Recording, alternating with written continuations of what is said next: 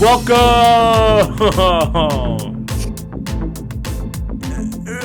everybody, to the newest episode of the Zero Budget Podcast.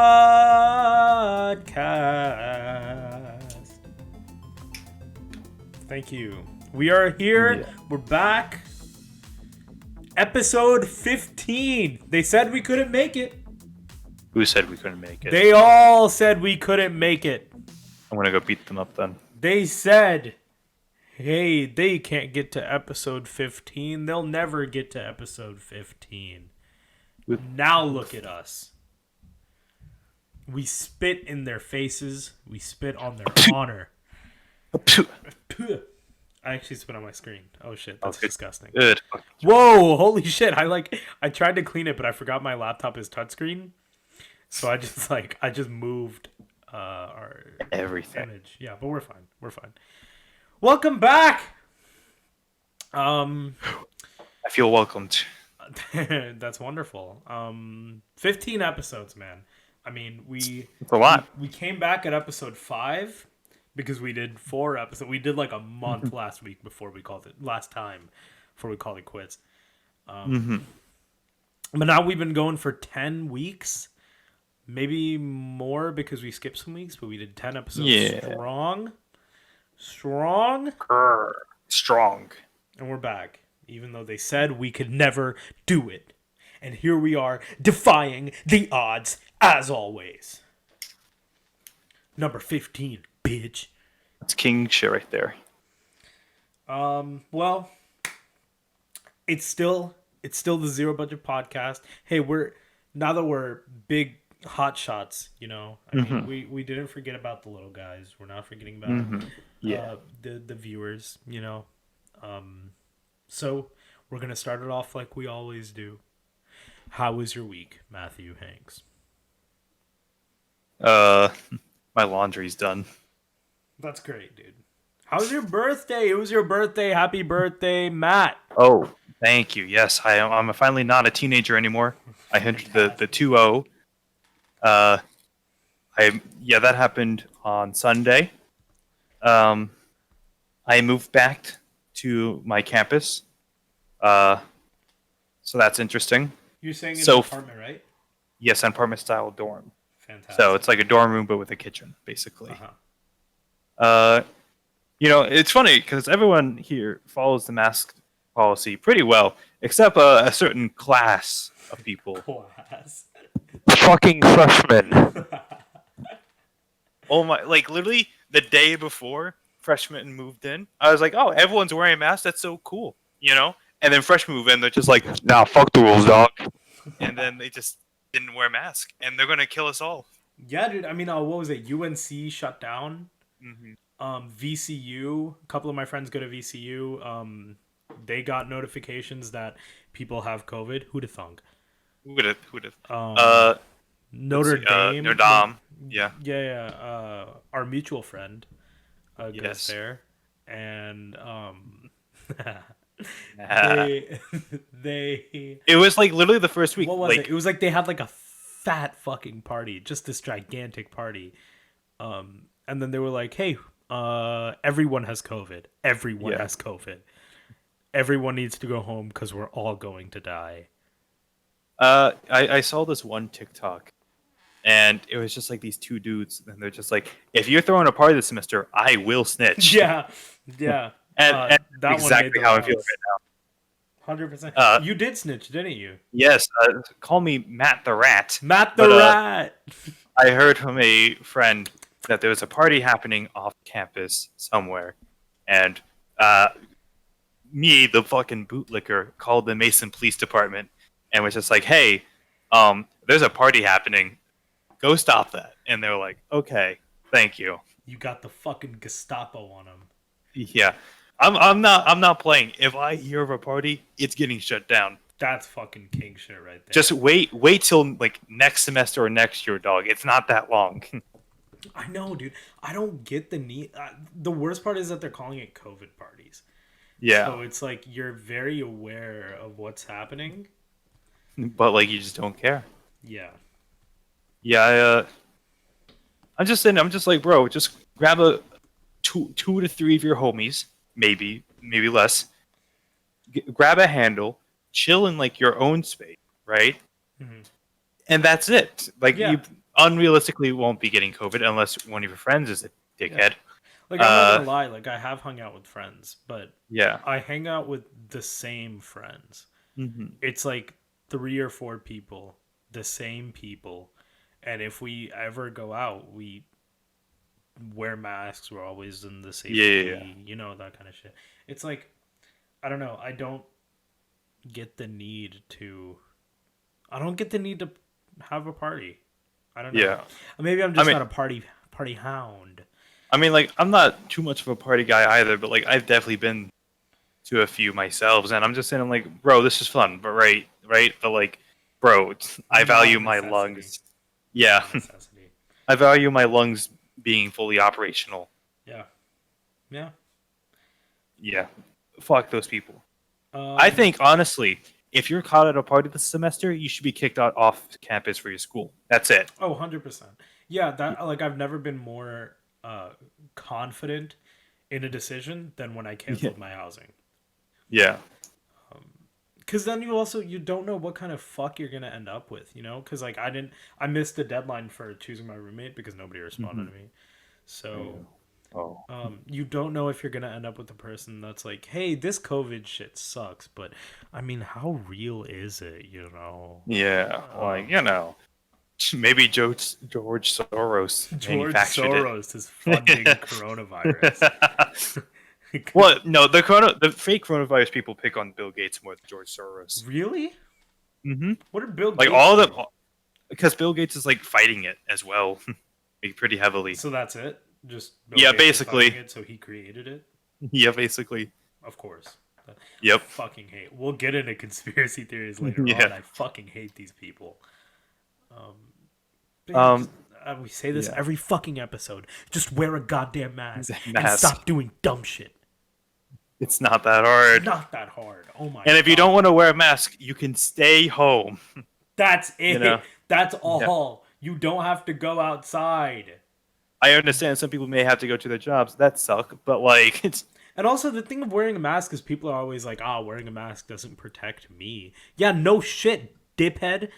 It yeah. protects the people around you. So if everybody is wearing a mask, it creates a bubble of protection around the community where if one person gets COVID, not everybody has to also get COVID. Yeah. And also, No, if no, you no, no. think if you think wearing a mask doesn't protect you, do you think not wearing a mask is going to protect you any more than wearing a mask would? No, but it's uncomfortable, dog. Oh. Oh. Oh. Wear a fucking mask. Before we go on to our next segment, I'm gonna quickly go grab my laptop before some bitch touches it. Okay, you go do that. I'll keep the Go. people entertained. Yeah, Don't keep them worry. entertained even though it's pre-recorded. Yeah, I'll talk about my week while you're gone. It was Munvir's birthday. Oh wait, no, but then that won't make for a riveting conversation when he comes back. Should I just keep talking? Should I just continue on about capitalism again, like I did last week or whatever week was before then? Capitalism is the root of all evil. No, I don't know. I don't. I don't really read theory because I don't know. I think I think we should educate ourselves about how the system works. I think we should all make an effort to be involved, or at least people like me and Matt who have a political commentary, I guess, sort of podcast. Educate ourselves on how the system works, and then do our best to try to educate other people in palatable terms on how the system works. So yeah, I feel like that's what we've kind of tried to make an effort to do, and I think theory is.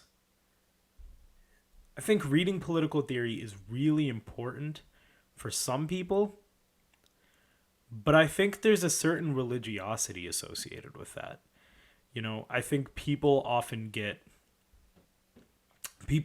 treat fucking Marx and Lenin and fucking Stalin and Mao like these gods who can do no wrong, and it's like, I mean, they just kind of had their own opinions, you know what I mean? Like Yeah. Stalin was like a genocidal maniac, and yeah, it's important to read, I guess, theory for some people, like and I respect people who do, but it's not the end all be all. And I don't like people who treat it like that. Yeah. What were we talking about? That's all I was talking about. How was our week? I'll talk about my week now. Oh yeah. Now that you're here, How was your week? it was Munvir's birthday this Ah, week. yes. So we went up to his house. We decorated his home while he was gone doing photo shoots with Navdeep, his wonderful brother. So that was very fun. Uh, what all did we do this weekend? It was his birthday, so we did that at his crib, and then we went to some like shopping center that was very nice, very gentrified area. So very good in that regard. Had a wonderful dinner. And then we just kind of hung out the whole weekend. It was very fun, very good times were had by all. Well, that sounds fun. Yeah, and I started. I don't know if I talked about this last week, but I started a thing that I like to call Megathon, where I made a list of 40 plus movies that I'm just gonna try to get through as fast as possible. So I've already watched 3 of them that I'll talk about in What Have We Been Doing? What have we been doing? What have we been doing? Hey, dude, it's too early for that. Oh shit, my bad. Fuck. Fuck. But yeah, the world's been pretty fucking weird.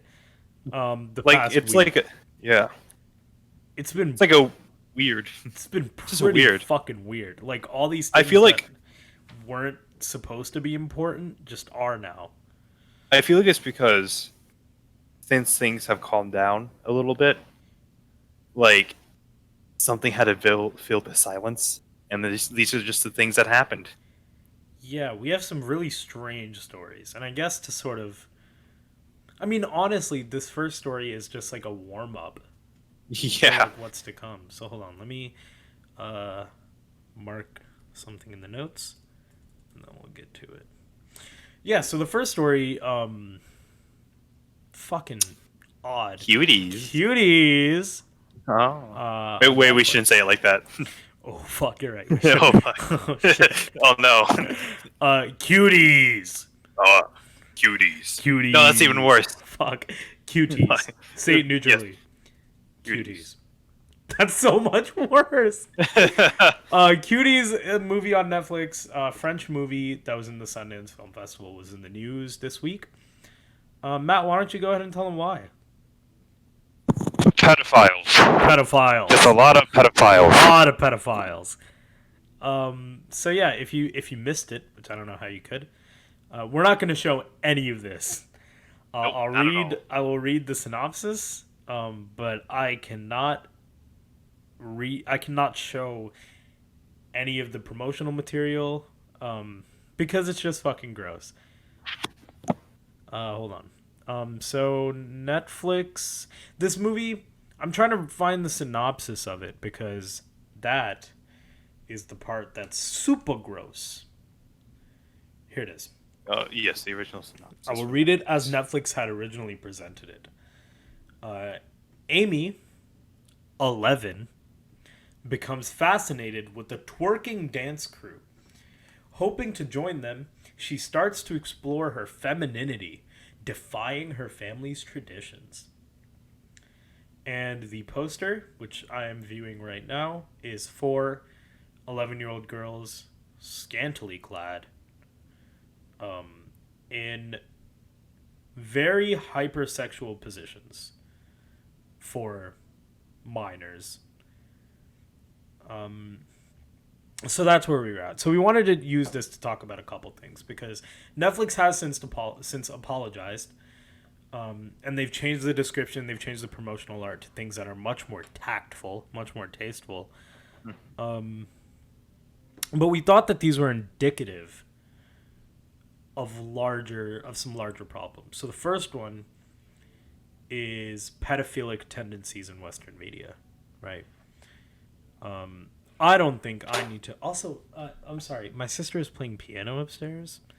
I can't hear it. Okay, I don't know if they can because it's much more sensitive. So, if you can, say, "Good job, Jasleen," in the comments.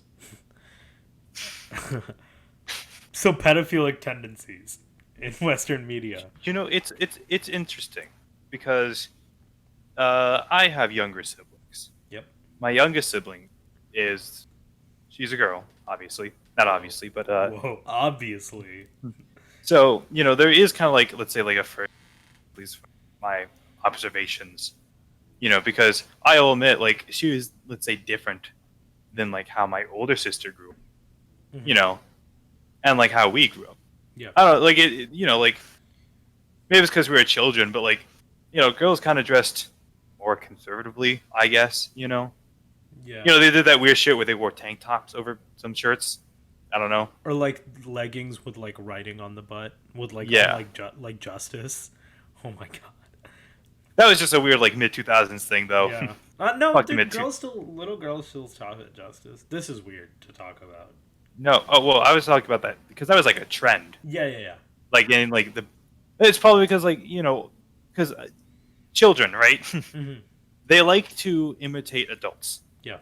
Totally. Because it's fun, and especially with the advent of the internet, or not the advent, but like the popularization of the internet and the easy access for it, especially now for children, it's not very hard for young children to go on TikTok and then see, like dancing, but like dancing maybe not the most appropriate for like a 7-year-old or an 11-year-old. Yeah. And the movie, or at least like the promotional material that Netflix pandered, doesn't help. It's to say the least, because I mean, like there is a weird generational thing. Because I mean, like I know you're a couple years younger than me, but like we still mostly grew up without the internet for actual like childhood. Yeah. I didn't really have a smartphone until I was like 12 or 13, which is still like rather young. But like, I've already gone through people going.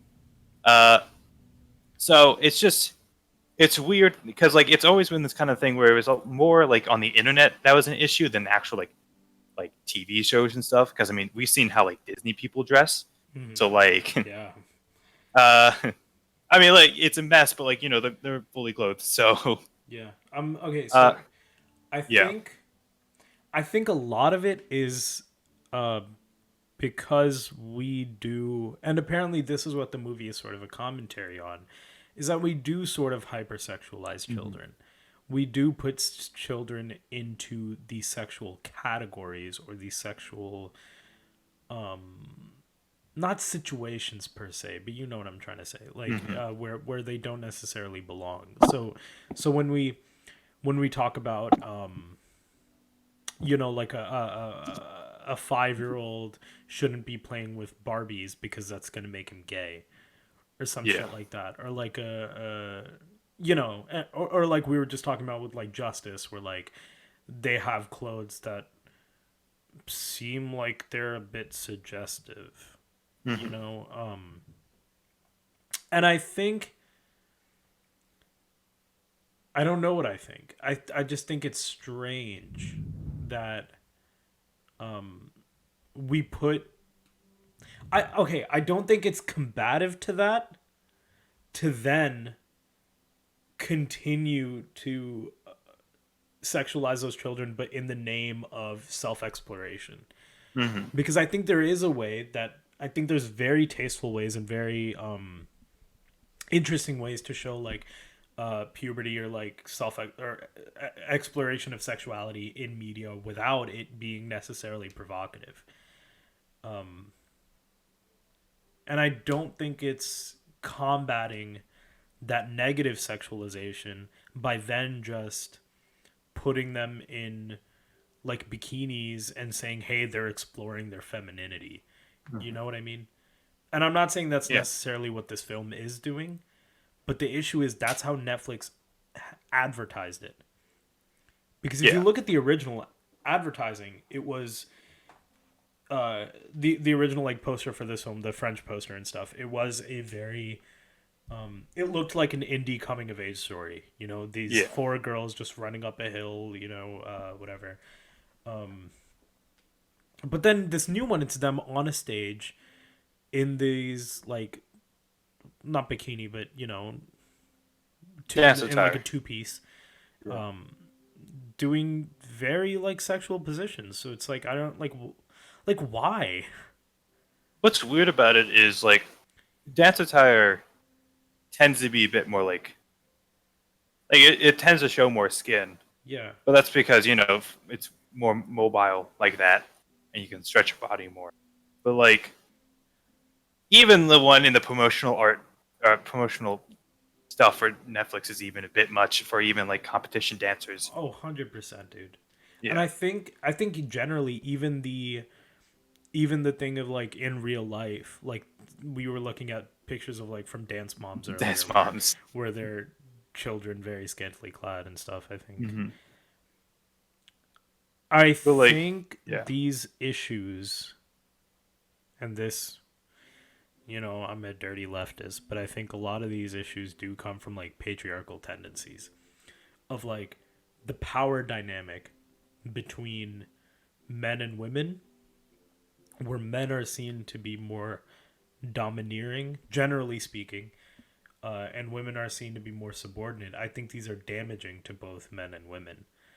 And one of the ways in which it's damaging to women is that it opens the door for older men to exploit younger women. You know? hmm, Does that make sense? So like younger women, in order to be more like mature, or like in order to paint them as discovering their sexuality or whatever, this is what that kind of stuff is what Netflix starts to portray as like, hey, look at them in these clothes, in these positions. This is them. This is a raw exploration of their sexuality. hmm. Whereas like if it was about like a 13-year-old boy or an 11-year-old boy coming to terms with his sexuality, it would be much different. You This just know? be a video of him like, never mind. But you know what? You know what? Okay. Yeah. Okay. Okay. But yeah, no, I do Yeah. think that that is true. I don't know. It's just so weird, man. There are ways to do this without continuing to sexualize the children, Hmm. and I don't think that this was it. Netflix. Netflix. Yeah, I This feel is like not it it. is. It is important to note this is more a Netflix issue than it was a director slash original team issue. Yeah, Yeah, because because from what we've seen, and from everybody we've started reading like reviews and stuff like that. None of the reviews seem to take issue or even talk about how it seemed that these kids were sexualized too much. It seemed like this film is a commentary of that. So yeah, I don't think there's an issue with the film. I think it's yeah, Netflix being like, how do we sell this to an American audience? And then that's what they chose, and I think that's an indictment on American culture. You know? I don't. I feel like if no one had a reaction to it, then maybe, but everyone very much negatively reacted to it. Even like, I mean, like I know like YouTube isn't the best like statistical site, but I mean like the like to dislike ratio is like, I I think think it that's was fair. 10,000 likes. There was a solid amount of outrage over it, Yeah. which is Very. I don't always think I good. saw many people who are just like, "This is okay." Yeah, but I don't know. I still feel like this kind of shit, and there's definitely more of a pushback against it now. But this kind of shit Yeah. definitely creeps into our media. You know what I mean? Hmm. And I think I don't know what to do about that other than like stop. Let's just stop it, Like, please. stop! Like, please stop doing it. It's fucking weird. Just like learn your lesson for Just stop. one time. Just let kids be kids, please. Let them have fun. Let them do their thing, please, please, and thank you. Please and thank you. Another issue though that I kind of wanted to talk about with this film, and I don't know if this would be more of an in-depth issue or if it even is a problem, but I think it contributes to the othering and portrayed conservatism of ethnic culture slash religions. That's what I wrote in my notes. But basically, what that means is the film, or at least the trailer, depicts this young Muslim girl who finds this little dance troupe, finds this little group of friends, and then eventually, she comes to term with her femininity. She sheds her hijab and she frolics into the night. And I think that narrative. I'm trying to think of a very careful way to say this because I don't want to. I don't want to shit on anyone here, you know, because there is truth to that in a lot of circles. There is, and I tweeted about this too. I think there's nothing wrong with telling your own truth, and that is what the director has done with this film. Like this was based on the director's lived experience, but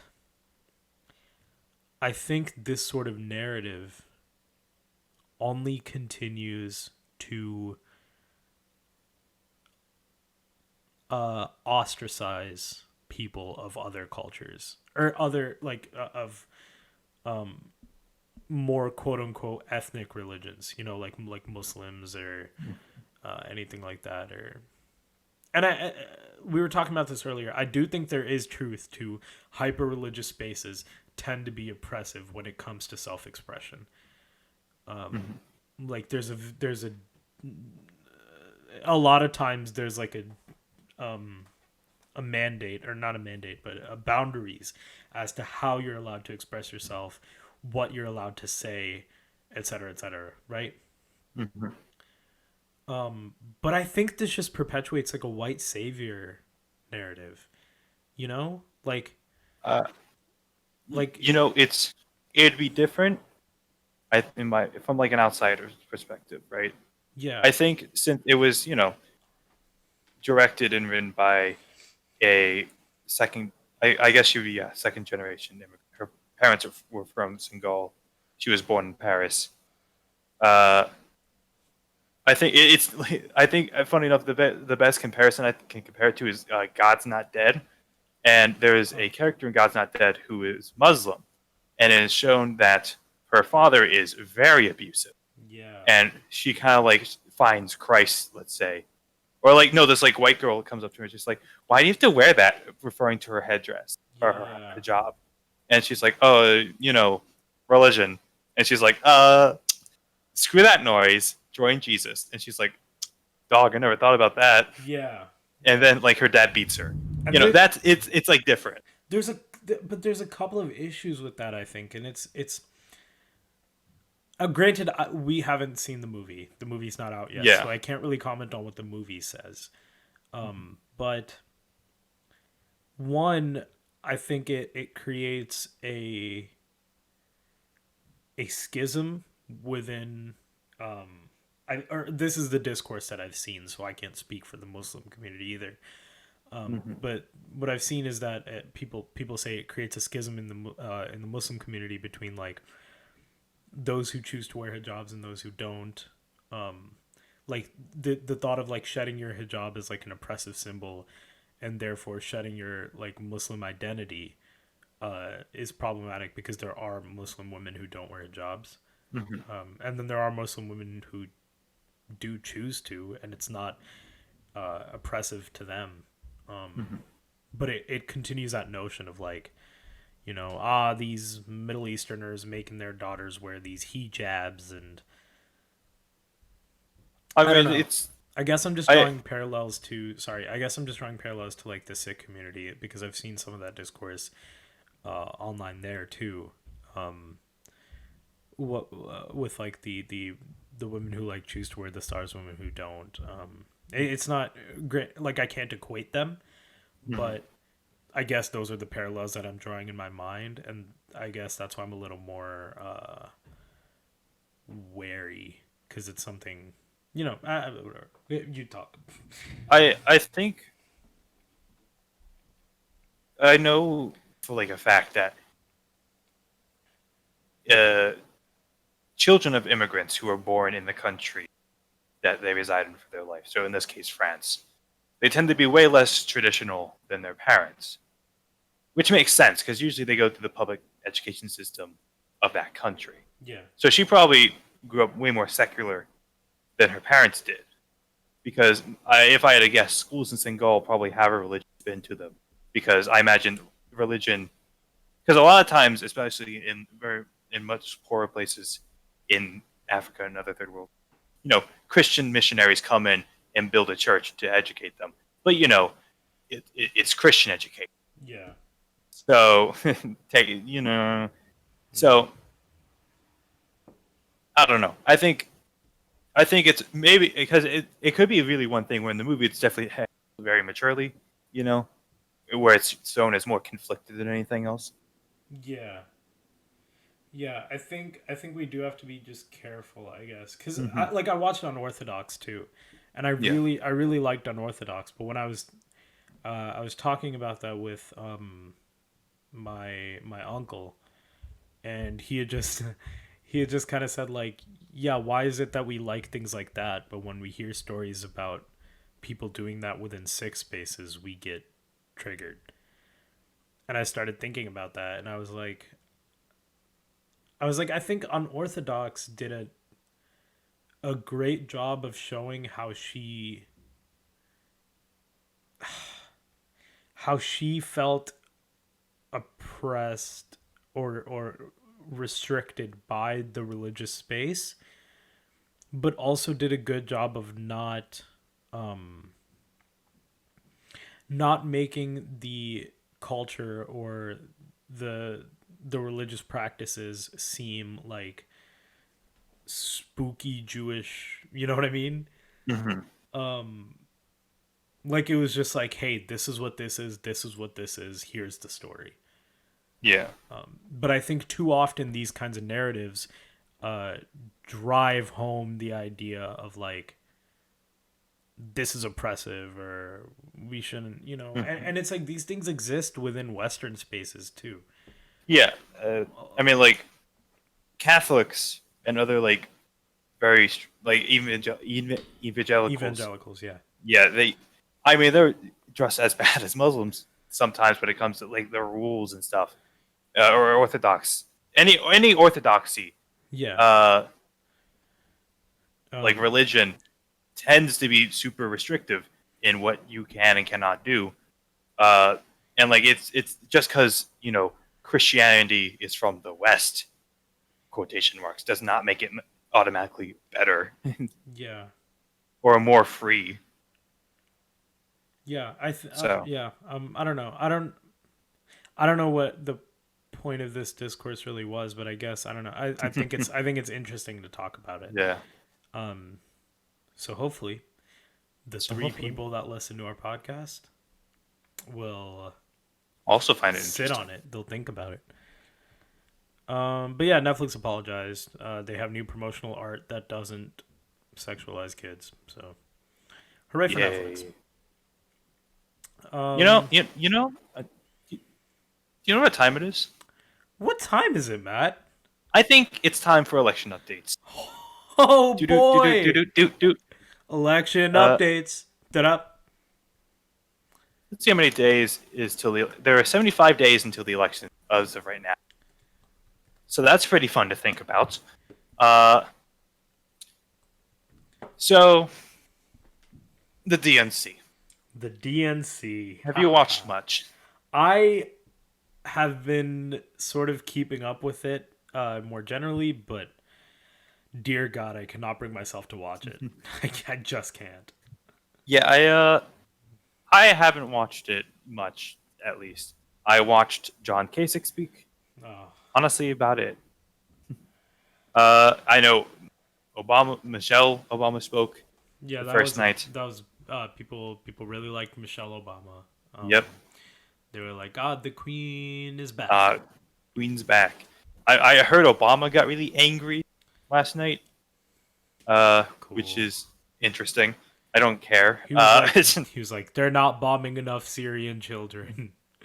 Make them I bomb think more." I think they're bombing about the same amount. Obama said, "Make them bomb more, He's like, please." we gotta get those numbers up, Chief. This is embarrassing. Uh, but I think one of the biggest things, and I said, is the John Kasich endorsement. uh, And the reason why this is big, I mean, like, I don't like it, but like, it's good for the Biden campaign. Very good. Because Kasich won very big in the 2016 primary and in his gubernatorial election. Like, Kasich is a very popular figure. mhm. Uh, and I mean, he's been an anti-Trumper since 2016 and continued to be an anti-Trumper until now. Just like You good know, old Mitt Romney. yeah. Yeah, except when Mitt Romney had dinner with Trump. Yeah, well, we don't talk about Uh, that. we don't talk about that part. Uh, So Matt, what does this all yeah. mean? So let's just say theoretically, every 1 in 5 Kasich voter voted for Biden this upcoming election. It would basically mean that Biden would carry Ohio by like 10%, which is quite huge. It's Mhm. to say the least. And that would basically mean Trump would lose because it's historic that whenever the GOP candidate does not win Ohio, they don't win the election. Damn. Uh, both times, I'm pretty sure, in 2008, 2012, Obama won Ohio. So I don't know any other time. But like Ohio tends to be like that state that like determines that the GOP has a chance of winning the election. So that's why it's quite big. And I mean, like, especially if someone like Kasich and like Kasich supporters are like, yeah, fuck Trump, it does not spell great for the Trump campaign Mhm. because because Kasich is a moderate Republican. Say what you want about that. Yeah. But that is a good portion of independent voters. You know, like these moderate Republicans who could kind of really go both ways. They just want like to not be in a Great Depression. Yeah. That's generally like their life goal. So I think it's great for the Biden campaign and for the Democrats this election that they got people like Kasich on the side. Not great for leftists or anybody Yeah, who but actually cares about the country. whatever, man. I mean, fuck, dude. At this point, I'm more worried about just getting Biden into office so Yeah. that we can point to Biden and say, "Hey guys, he's not very good either." Yeah. You know, like Yeah, I feel like as soon as we get Biden into office, then we could be like, hey, remember how he's terrible? Like, yeah, that's what happened with Obama, right? I mean, Obama. uh, Like 2010, I'd say was kind of like the breaking point. A lot of I people. mean, just generally, like, Yeah, imagine having like a Bernie candidate after Bush. yeah, You know, oh after yeah, like the more radical right you get, the more you kind of have to, bring it back, yeah, bring it moderize it. back, and then kind of show people like, hey, the issue isn't Trump. It's everything. It's all of it. It's But not couldn't like you argue that though, for some people, I mean, because that's kind of how we got to Trump in the first place. Not what do you mean? is that we went from Bush to Obama, and a lot of people felt like that wasn't any better. But I mean, you could also make the argument it was just because Hillary was running. Yeah, If Biden ran in I 2016, think there were a lot of factors that led to Trump's yeah, victory. Um, I think there were a good amount of things that went into that. I mean, like even in 2016, I mean, Bernie was fucked out of the candidacy. yeah, But we can't just keep pointing to that and saying, "Ah, they're always gonna fuck over the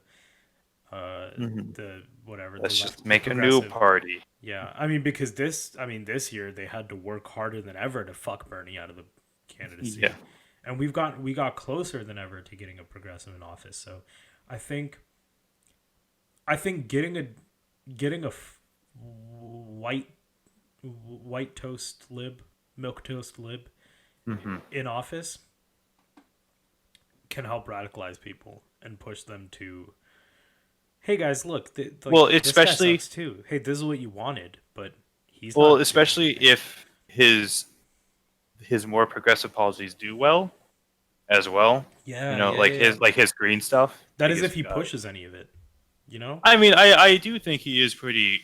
I do think he'll at least try. It's now Yeah, how successful it'll be or how hard he'll I try. mean, we'll see That's if he yeah, gets in office, but yeah, yeah. Let's say I mean, like let's say he passes. Oh, let's say somehow a bill gets through the Senate of like canceling student debt, and Biden does that. Then they'll show that like leftist policies are widely accepted by people, yeah. and then that'll show the Dems like, oh wait, people like leftist things. That's crazy. Wait a second, dude. The Green New Deal, or at least like I guess Biden's version of the Green New Deal, Yeah. worked. Dog, Holy that's shit! that's crazy. The planet isn't on fire right this second. Dog. But like healthcare, please, Healthcare, please, for the please love of God. healthcare. Yeah. Apparently, at one point, I think Shuan had tweeted this. Yeah. At one point, they said, "Policy is great and all, but," which that tells you everything about Democrats you need to know. Yep, that's it. Another thing that Bill, happened at the day. Oh wait, what were you gonna say? Go ahead. Go ahead. policy's great and all, but Billie Eilish. So Oh. like, vote Biden.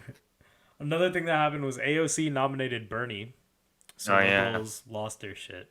They're like, "Hey, AOC, that's the progressive one, right? Yeah. She's dividing the party. Bernie bros, down with them." And then anyone who had a knowledge of how things work, shut up. Yeah, turns out the DNC fucking asked her to do it. Yeah.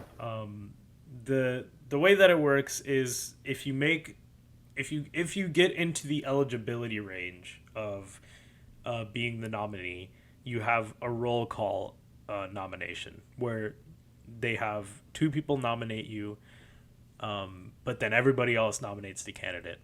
So AOC nominated Bernie because it's a formality. The DNC was like, "Hey, do this for me, please." But Yeah. everyone lost their shit at her. A bunch of news publications, which I was super surprised about, started writing articles about it. They were like, "Oh my god, AOC nominated Bernie." Which, like, yeah, like you guys know that this is a thing. Why? I don't Maybe know. it's probably because it hasn't been at least recent or as public. Not sure. I mean, probably because AOC and Bernie are two of the most popular politicians, and Yeah. Especially two of the most popular leftists, yeah, and progressives. we know how corporate news has it out for them. So, Grr. in other news, the RNC booked the people who pointed guns at BLM protesters. Yeah. Once again, proving that you need no fucking credentials to be a Republican pundit other than you hate leftists. That's it. That's it. That's how Candace Owen got there. That's how Caitlin Bennett got there. That's how Tucker Carlson got there. You don't need to know anything about politics. You don't need But to know jack shit. You just need to hate the left and be loud about it. yeah, that's it. That's And all the it takes. RNC will book you to speak at the fucking convention. Dude, that's fucking crazy. The DNC is booking Republicans, which granted they've done before, but... And the RNC is booking radicals. People who Yay. pointed guns at protesters. If this doesn't show you how close we are to fascism, holy shit, man.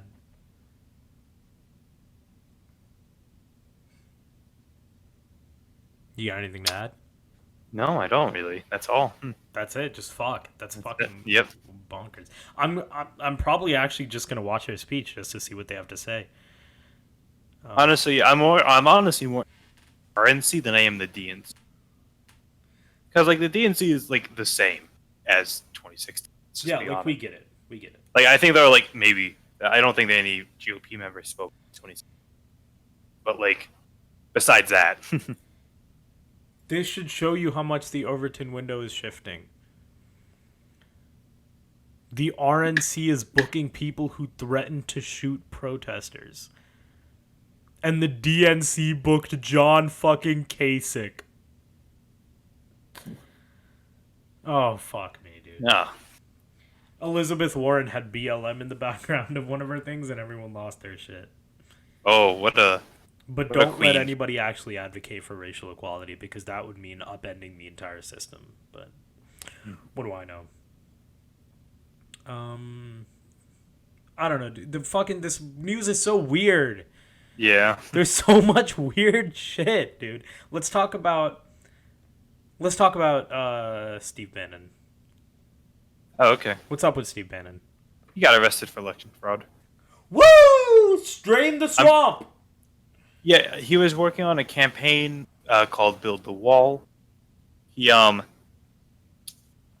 of the $25 million that they raised, Bannon pocketed $1 million of it for personal expenses.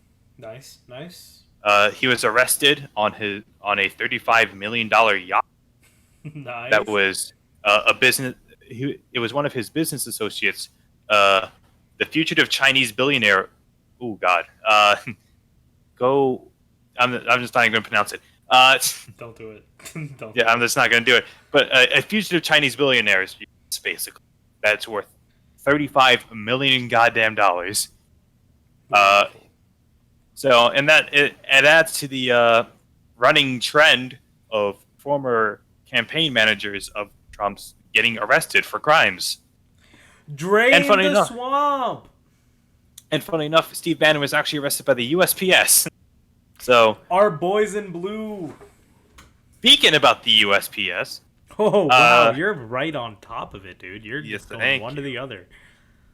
the House will be re-adjourned next week to talk about the USPS crisis that's happening with the election. Fuck, dude. Apparently, Pelosi is quite upset about it. No way. Pelosi, go off, queen. Go off, Queen. Pelosi yes. is not having it. Trump is complaining that the Democrats did this on purpose to Jeez. to mess up with the RNC. So cool. Speaking about Congress, the Senate adjourned without having a solution for the coronavirus or what to do with the people who are about to go homeless. So let that simmer for a few moments. You think maybe during a crisis they'd be working harder, not less hard. But hey, I'm just a government major. What do I know?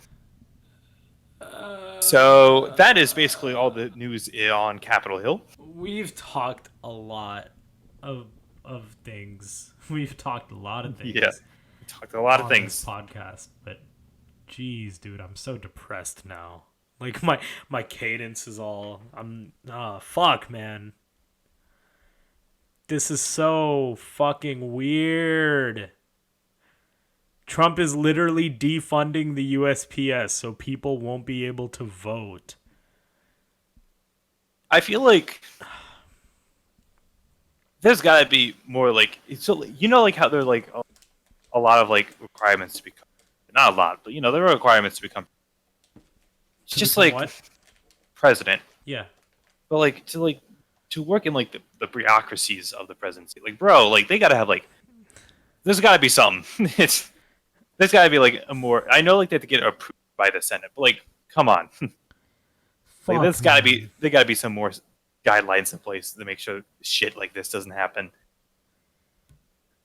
I mean, And also, fuck, dude. like, I mean, there is a possibility that the postmaster would get impeached by the House, but that would take some time. I don't even know what to say. I'm just so like upset. There's so much shit just happening. Shit just happens now, and we just have to deal with it. Steve Bannon, dude. What was he in Trump's campaign? He was his campaign manager? No, I don't think he was a campaign manager. White I House mean, he chief was. strategist. Yeah. Steve Bannon. Trump endorsed the We Build the Wall. Trump's son was involved in We Build the Wall. Turns out the whole thing is just a fucking embezzlement scheme. Mm-hmm. What the hell? And fucking Republican fucking Trump supporters are just eating this shit up. They donated millions to this organization. And a lot of Republicans, a lot of conservatives are just regular ass working class people. Yeah. It's a lot of blue collar workers, especially. A lot of blue collar workers. And they donated millions.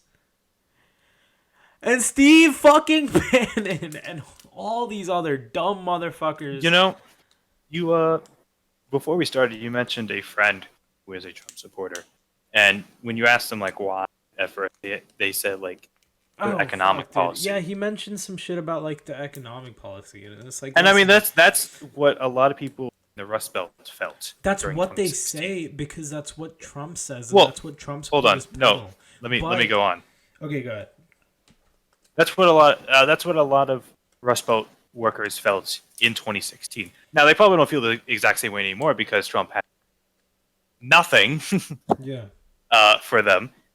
But I mean, yeah, they were getting tired, sick and tired of these neoliberal Democrats being like, "We are here to protect your jobs," and then the jobs keep getting shipped somewhere else, and then comes Orange Man, and Orange Man's just like, "Guys, I'm a businessman. I know how jobs work. Okay, I'm gonna get your jobs back. They're gonna be great. They're gonna be beautiful." And then he's just like, "You know what? QAnon. I haven't heard much about them, but I heard they really like me." And so, I mean, these Rust Belt voters are like, "Hey, bro, what the fuck?"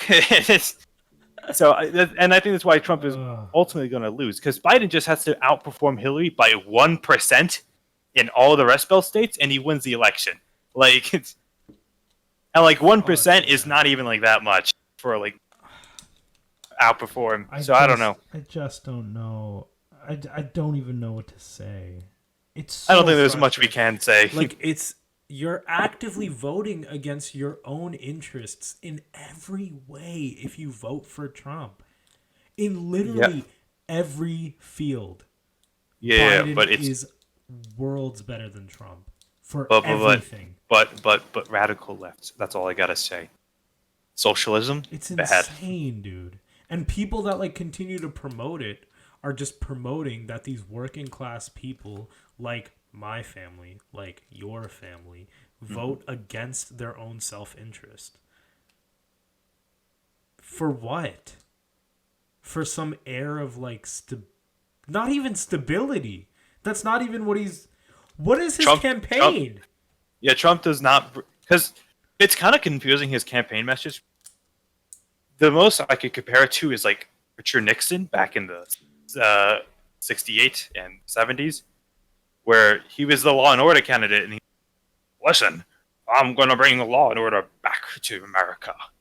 And fucking Nixon, dude. I mean, like, Trump is trying to do the same thing, but like it's not working. And that's the thing about like Biden, right? Is that people are always like, "Oh, fucking Biden's only campaign thing is I'm not Trump." And what's his slogan? Isn't it something like he has a slogan? It's some shit like "Let's bring it back" or something like that. I don't know. Let me look it up. Joe Biden campaign slogan. Holy shit, this is long. Restore the soul of America. Our best days still lie ahead. This is America. We are America. Second to none.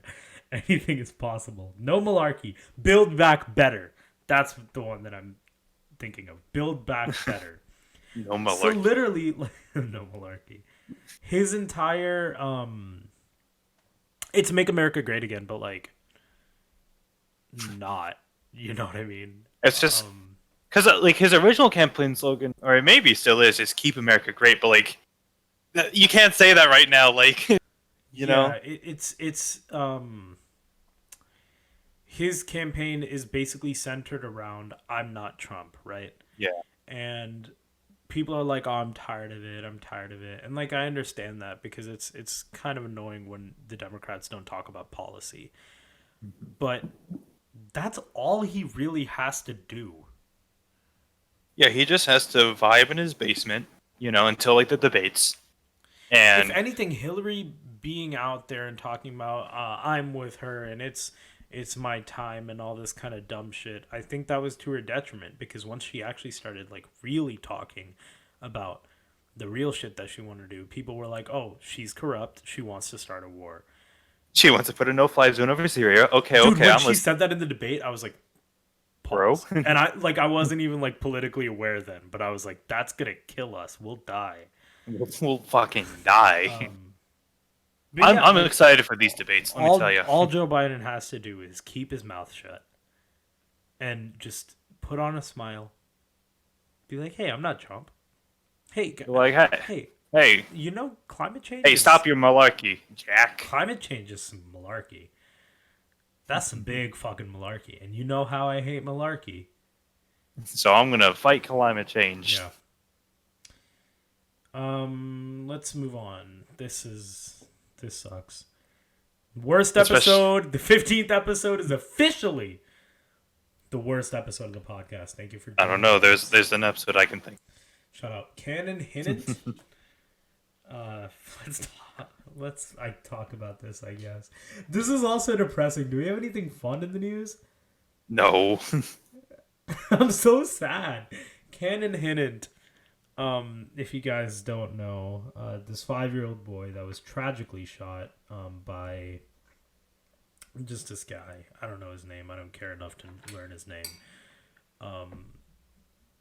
But the reason why he's in the news is because Republicans, for all their whining about politicizing tragedies, are politicizing this tragedy. Yay. Now, here's the difference, right?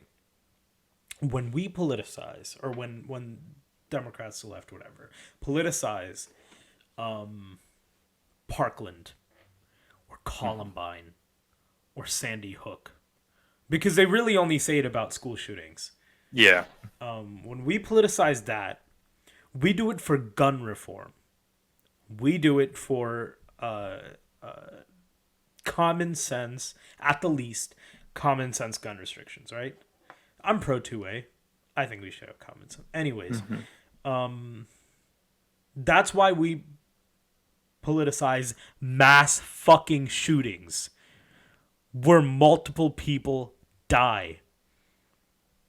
When Republicans do it, it's to show, hey, these black people,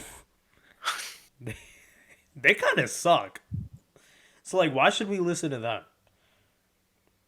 Because if you can point to me that this is about anything fucking else, I will cut off my arm on the podcast. You don't even need to make an argument because this. I remember I caught attention.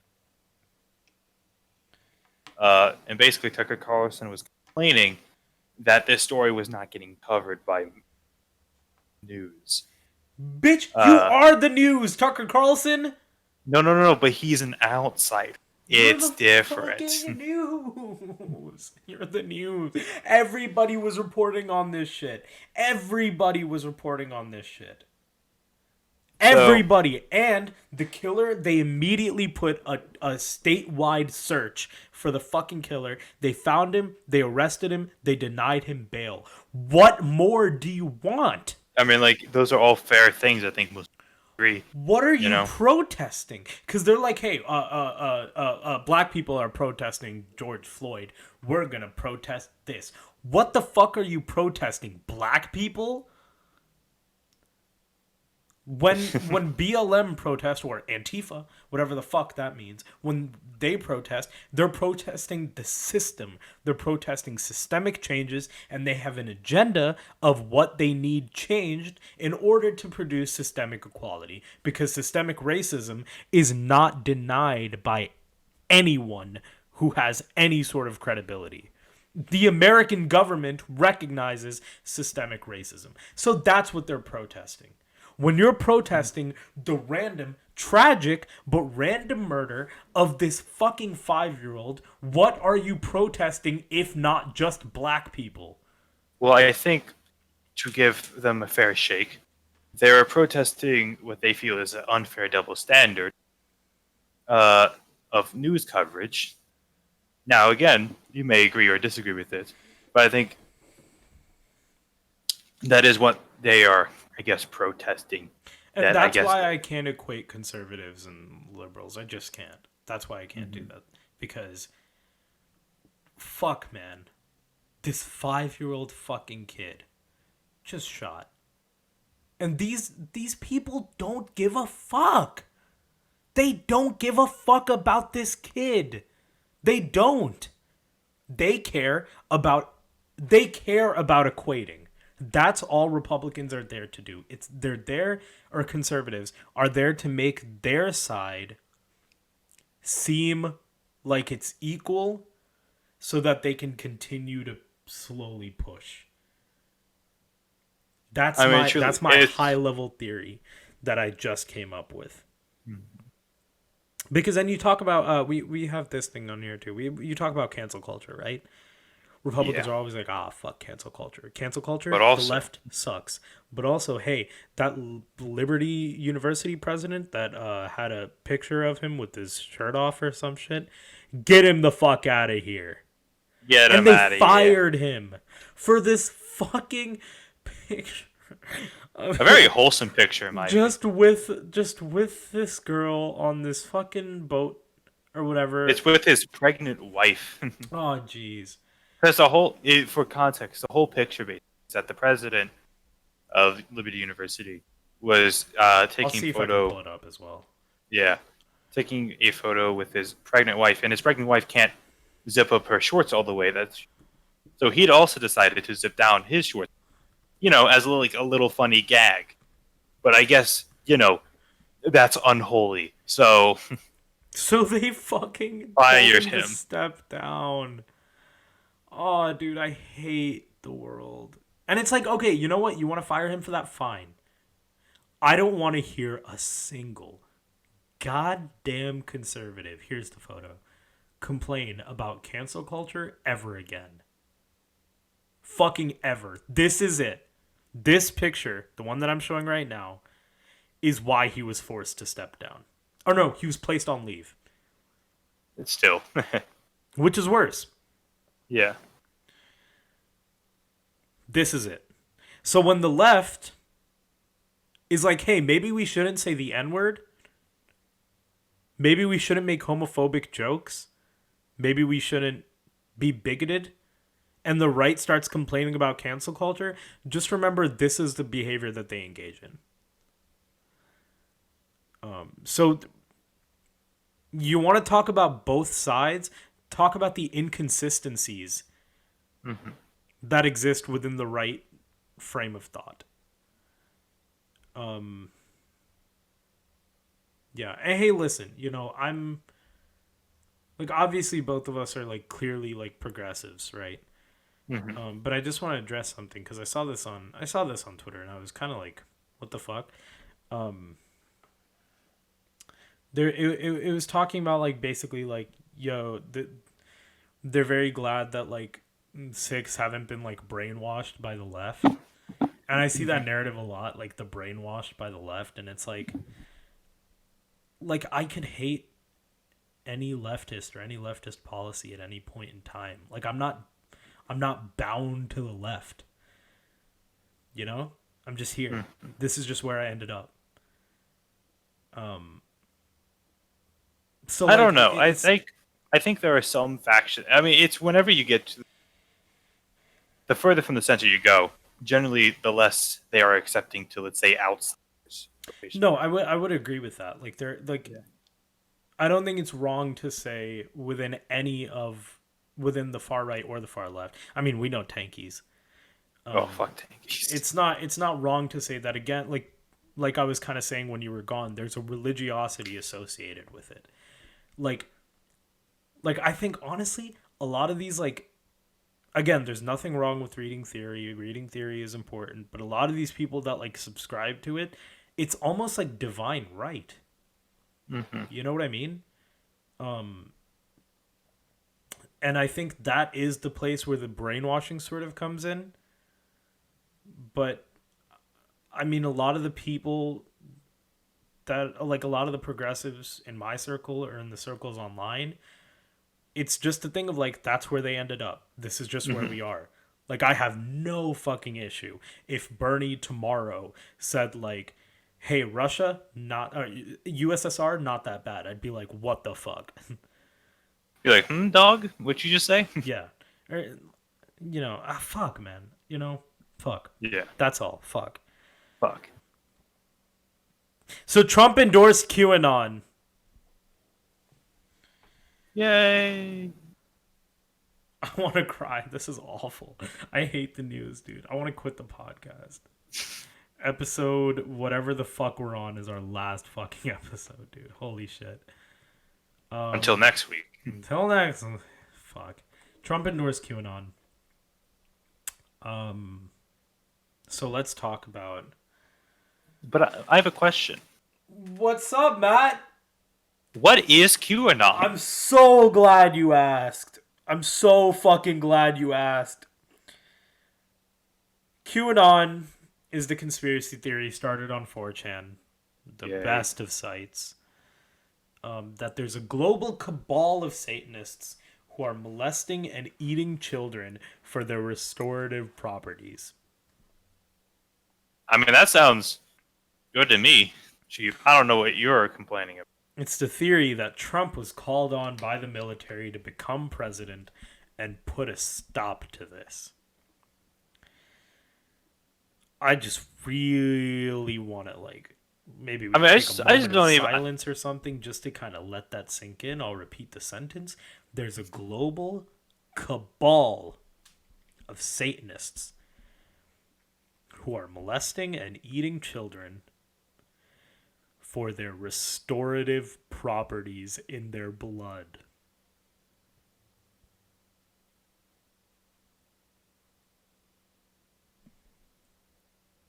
Yeah. Fucked. Not only do people believe this, millions of people believe this.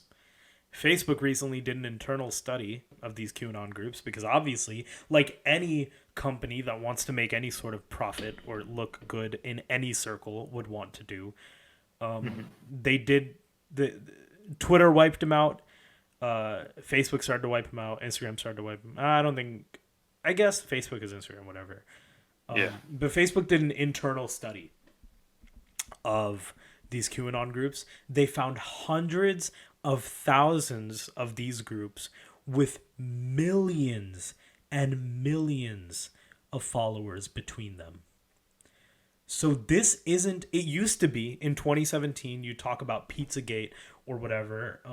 It used to be a fringe thing. It used to just be far, far right people believe in this. But Trump starts to say, "Hey, you know what? This media, all these people, they're just against me. Hillary, she's out to get me. The Democrats, oh boy." Even Republicans, even good old Fox News, they're out to get me. So you know what? Us Trump supporters, us Trumpies, we got to band together. And then you sort of start to follow that line of logic. And then you stumble upon this. We're like, hey, holy shit, maybe they have a reason. Oh, look, Hillary was friends with Jeffrey Epstein. Oh, look, Joe Biden was friends with Jeffrey, or whatever, I guess. Joe Biden touches kids. This is what happens when you don't teach thinking in schools. It's like,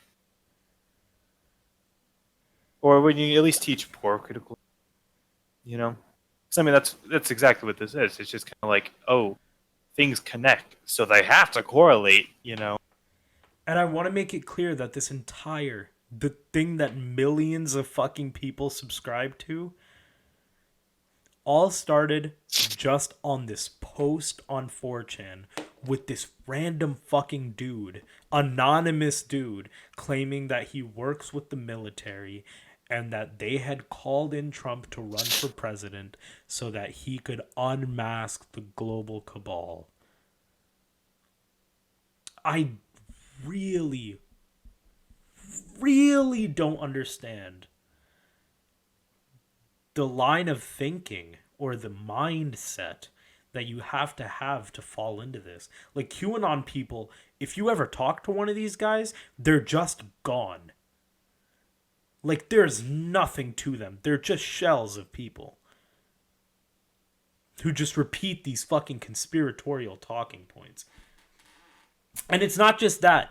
It's every conspiracy theory imaginable that falls under this umbrella. You got the Pizzagate. You got the Cabal. You got Deep State, whatever. You got 9/11 truthers. You got Flat Earthers. You got moon landing conspiracy theorists.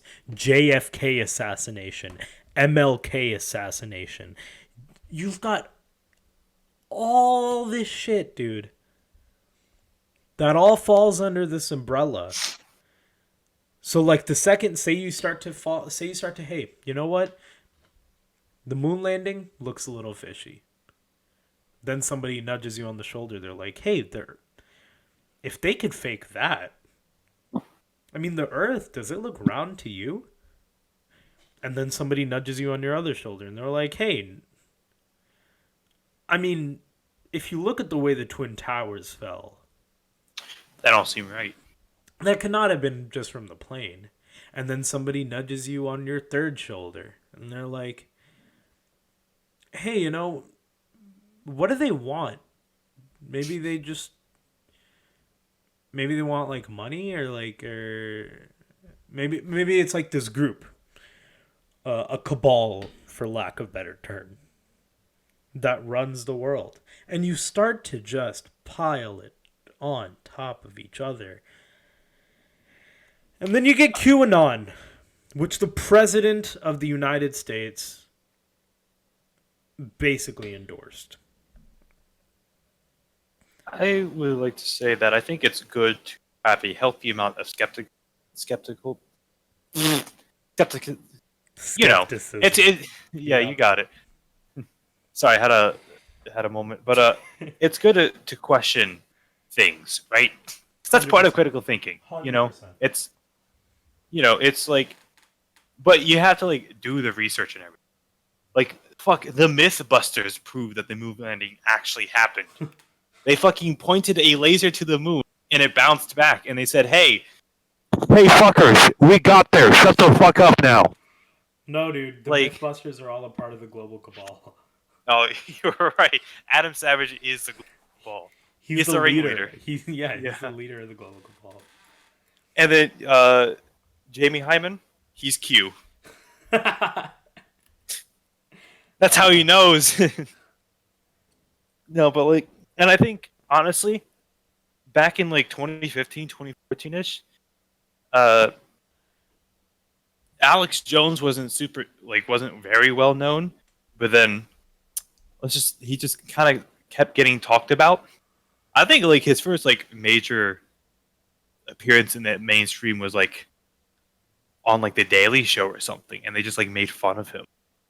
But then like CNN sort of said like, "Oh, what's up with this Alex Jones fella?" And then next thing is he's at the RNC in 2015, and then next thing is you got a bunch of Trump listeners listening to him, and then you guess what you get from that?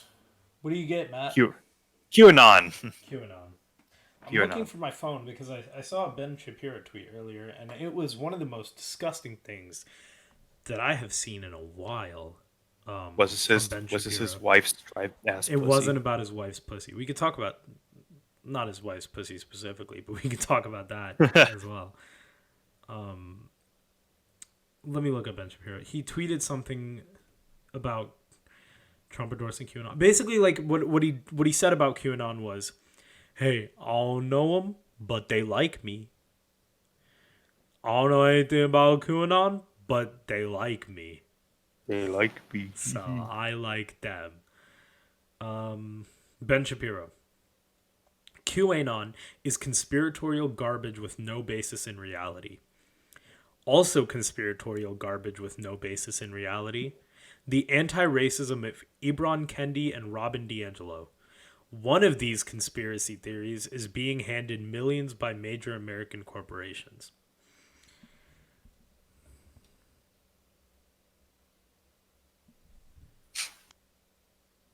I think it's QAnon that he's talking about. This is one of the replies. Far-fetched theories on the right are treated as far-fetched theories, and any basis they had in reality gets ignored. Far-fetched theories on the left get treated like absolute fact, spread by the media, and any evidence they were a hoax is ignored. Ask them to provide any evidence or any examples of a far-fetched conspiracy theory on the left. They'll shrug their shoulders and say Antifa. Meanwhile, you have QAnon supporters, people who subscribe to this, being elected to run for public office. I'm tired of this shit. I'm fucking tired of it. But hey, that's just a theory. A conspiracy theory. Thanks for watching. No, we're not. We're not fucking done yet. I'm pissed. I'm pissed. I don't know. I just think I'm pissed. I'm tired. I'm so done. I have a question. What's up? What have you been up to? Really? That's it? Really? That's our transition. That's fucking it? That's it. We don't have anything fun? That's all the news. Holy shit, dude. Can't we just scroll through Twitter till we find something nice to talk about? Hey, the Knicks are trending.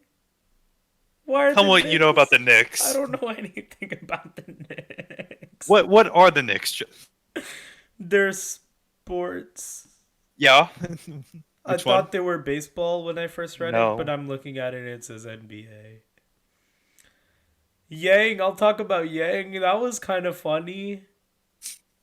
Was it? Yang whined about not being in the DNC, and then they put him in because their supporters bombarded the DNC. That's all. Delta, holy shit. What the fuck is happening? The killer of Bin Laden, Robert J. O'Neill, posted a picture of him on a Delta flight next to a guy wearing a mask with the caption, "I'm not a pussy." So Delta banned his ass. Nice. Hey, listen, you might have killed Bin Laden, but if you have COVID, you got to be killing a whole lot of other people. Hey.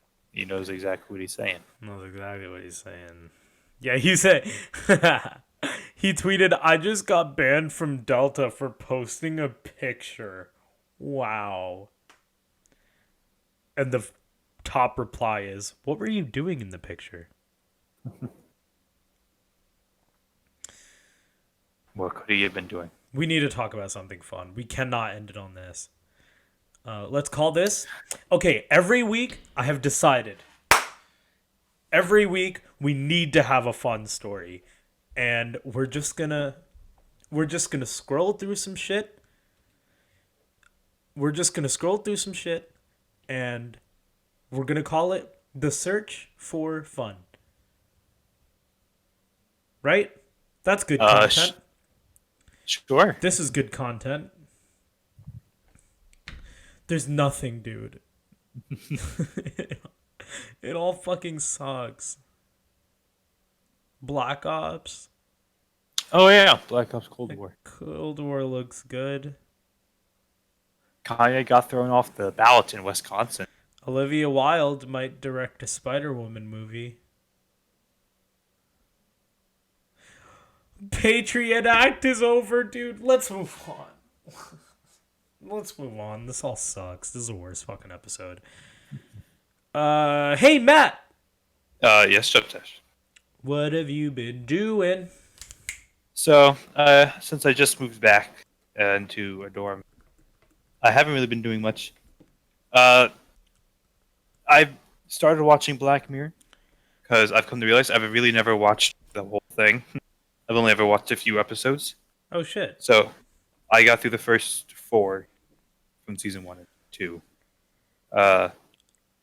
I've been watching them while I've been building Legos and I don't know, existing. Dude, building Legos is so much fun. Yeah, I have a lot of them now. I just got a 1,000 piece Slave 1 Star Wars set.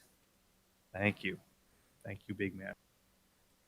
If you don't know, Juptej helped pay for it. I did help pay for it. Very appreciated. So that thing took 3 hours. It was crazy. I recently bought a set off eBay from my childhood. It's an ATST Lego Star Wars set that came out in 2007. So quite an oldie, over 10 years old, which is crazy to think about. And I will now stop thinking. Speaking of depressing things, yeah. Fuck me, dude. Do you remember that video? I don't know if you saw this. This guy who like built Lego sets on YouTube, right? Oh, then his shit got robbed. And then his shit got robbed, and it's just. Should I pull that up? Sad. No. I'm gonna pull it I'll up. cry. This video's already like in the shit. Nobody's watching this far because they're like, "Oh my god, the world sucks." I don't want to hear these two fucking morons talk about it. Yeah. So we might as well. Let me pull it up. That video was so depressing. It was just, it's this wholesome ass dude, who just builds Lego sets. And Lego sets, if you don't know, especially the expensive ones, they take a really long time to build. So when that's your entire career basically is built on that, and you get robbed, I mean, I'm playing the video right now. Hey guys, it's me, Rick Tech. All right, I'm gonna put it on mute and just show his sadness.